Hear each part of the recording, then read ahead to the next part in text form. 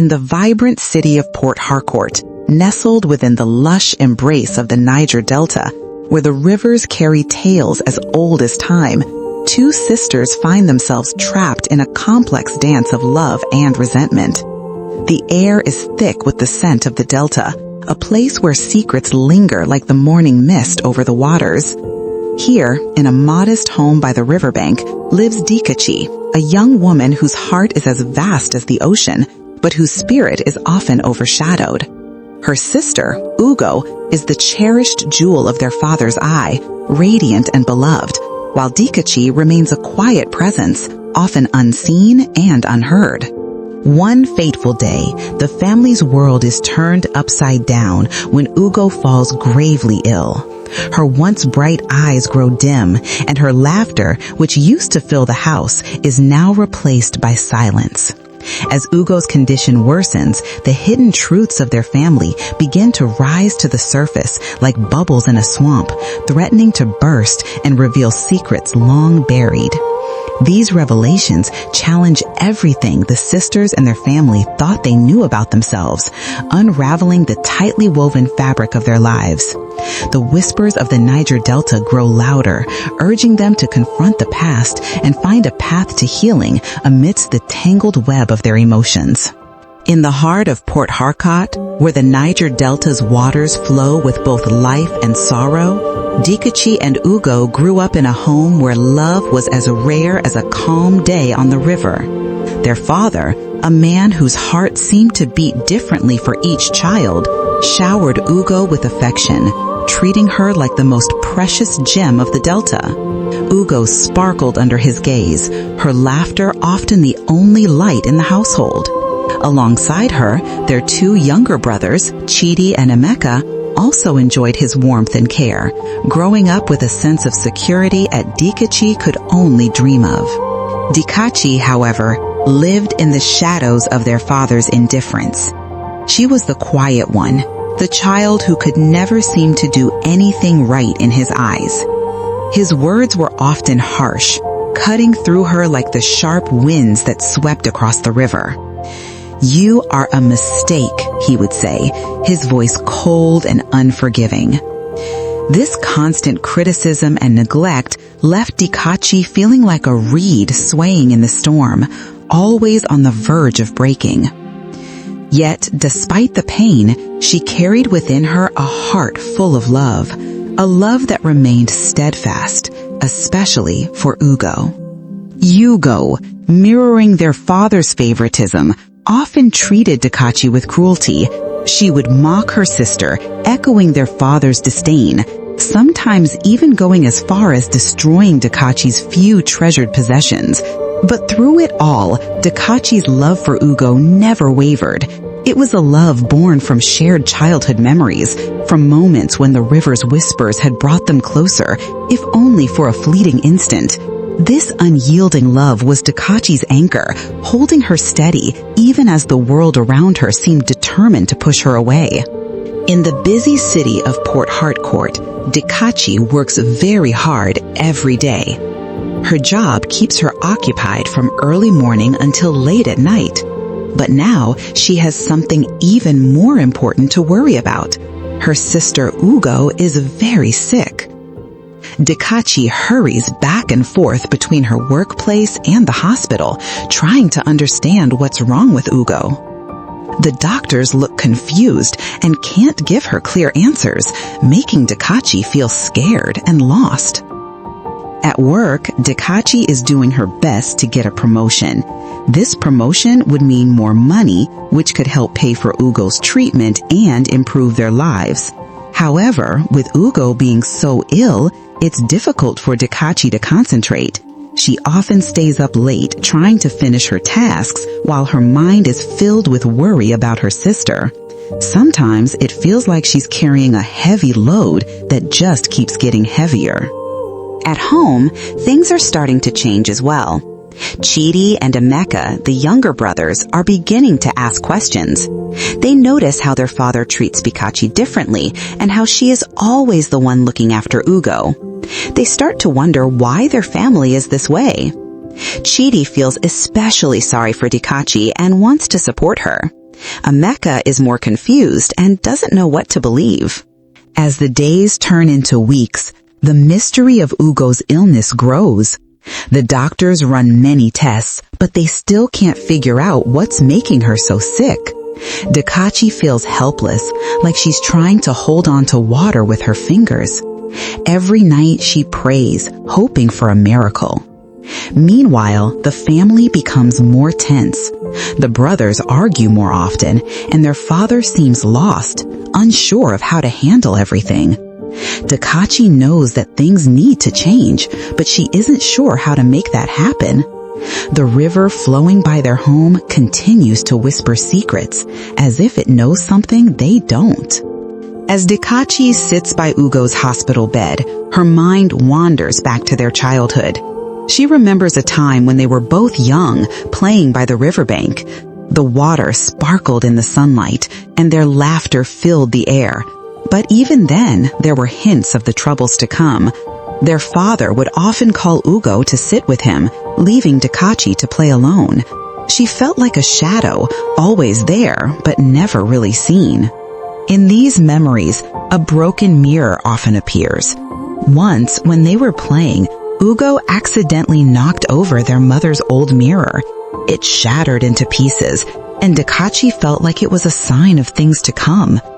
The broken mirror seemed to reflect their family, each piece a part of them, but never whole. Dikachi sometimes looks at herself in the broken pieces, wondering if she'll ever feel complete. Dikachi's thoughts are a mix of feelings.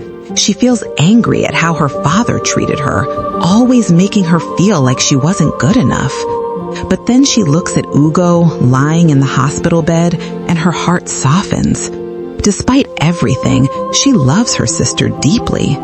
It's a love that she can't explain, like the river that flows endlessly no matter what happens. Sometimes Dikachi talks to herself in her mind, trying to make sense of it all. Why do I still care so much, she wonders. After all the hurt, why can't I just let go? But the truth is, she doesn't want to let go. She remembers the times when Ugo would smile at her, or when they shared secrets late at night. Those moments, though rare, were precious. They remind her that underneath all the pain, there is still a bond that holds them together, like the roots of a strong tree that refuse to break even in the fiercest storm. One afternoon, while searching for old family photos in their father's room, Dikachi stumbles upon a stack of dusty letters hidden in a drawer. Her heart races as she begins to read them. The letters reveal a shocking secret. Dikachi and Ugo have a different father than Chidi and Emeka. This discovery feels like a sudden storm, turning everything she thought she knew upside down. Dikachi sits on the floor, the letters scattered around her, trying to understand what this means. Her mind is filled with questions. Why didn't anyone tell her? How could her father, the man she grew up with, not be her real father? She feels a mix of confusion and sadness, like a boat lost at sea without a compass. Later, Chidi finds Dikachi sitting quietly, looking lost. She shows him the letters, and together they try to piece together the puzzle of their family's past. Chidi, feeling sympathy for Dikachi, decides to stand by her.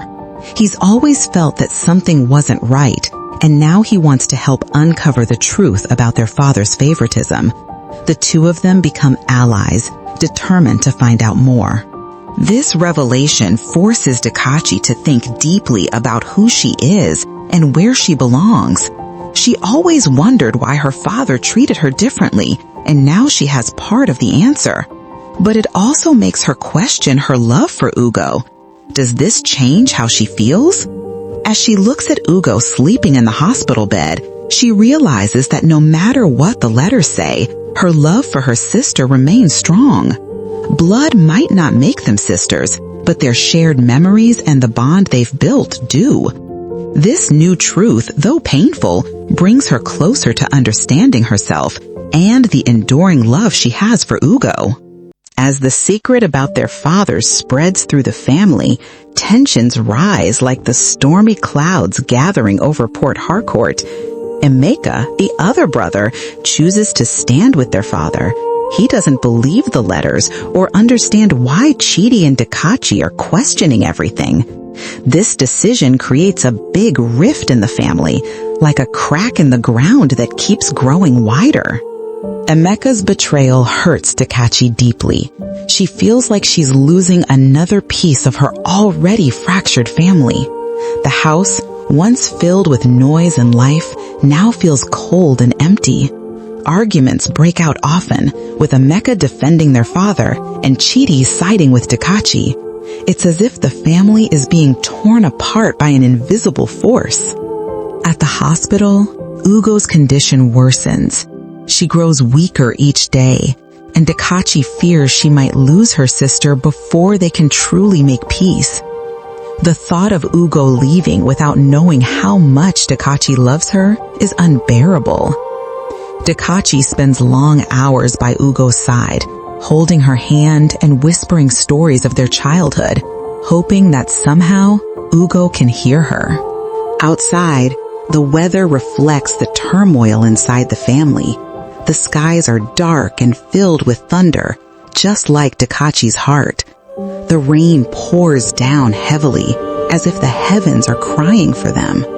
Dikachi watches the storm from the hospital window, feeling like her own emotions are as wild and uncontrollable as the weather. She wonders if their family will ever find calm again, or if they'll be forever stuck in this storm of secrets and hurt. Despite everything, she clings to the hope that somehow they can all find a way to heal and be whole again, just like the river that always finds its way back to the sea. One quiet evening, while tidying up Ugo's room at home, Dikachi finds a small, worn-out diary hidden under her sister's pillow. With trembling hands, she opens it and begins to read.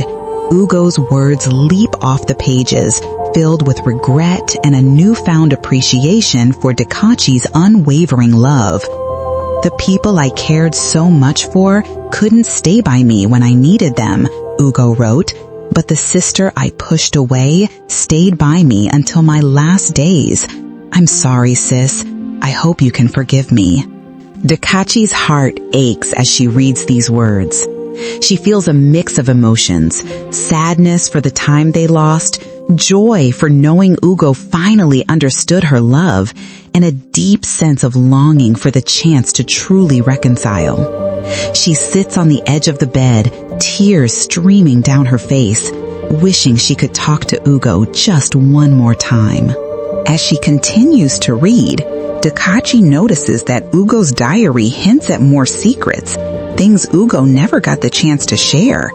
These hints leave Dikachi wondering what else might be hidden in their family's past. The thought of more uncovered truths both scares and intrigues her. She closes the diary, holding it tightly to her chest, feeling like she's holding a piece of Ugo's spirit. The weight of her emotions is heavy, but there's also a glimmer of hope. Hope that Ugo's words can help mend the broken pieces of their family, even if it's just a little. The river outside continues to whisper, as if urging her to keep going, to find the strength to face whatever comes next. After Ugo's passing, the house feels emptier than ever. Dikachi moves through her days like a shadow, trying to find her way through the fog of grief. She spends time with Chidi, who has become her closest ally. Together, they share memories of Ugo and talk about the secrets they uncovered. Dikachi realizes that despite the pain, she has someone who understands and supports her. Dikachi also decides it's time to confront her father. She sits with him one afternoon, the weight of unspoken words hanging in the air. She shows him Ugo's diary, watching as his eyes fill with tears. For the first time, she sees a glimmer of regret in his expression. They don't say much, but in that silence, something begins to heal. Dikachi knows that forgiveness is a long journey, but this is a start. As the days pass, Dikachi finds solace in Ugo's words. She carries the diary with her, reading it whenever she feels lost. It's like having a piece of Ugo still with her, guiding her forward. One evening, she stands by the riverbank, watching the water flow endlessly. The river, with its constant whispers, reminds her of the enduring legacy of Ugo's love. She wonders what the future holds for her and her family, but for now, she feels a sense of peace. The story doesn't end with all the answers, but with Dikachi looking ahead, ready to embrace whatever comes next. The possibilities are endless, just like the river that continues to flow, carrying with it the echoes of forgiveness and love. This story asks us to think about how complicated family relationships can be. It shows us that forgiveness has the power to change hearts and heal wounds. Even when things are tough, love can be very strong, especially between siblings. The story makes us wonder how parents' actions affect their children and how brothers and sisters can stay close, even if they face many challenges. By following Dikachi's journey, we learn that it's important to understand and forgive even when it's hard. The story's mix of emotions, surprises, and deeper meanings keeps us interested and makes us think. It reminds us that every family has its struggles, but with love and forgiveness, there's always hope for healing and understanding. The river's whispers symbolize the ongoing journey of life, where we keep learning and growing, carrying the lessons of love and forgiveness with us.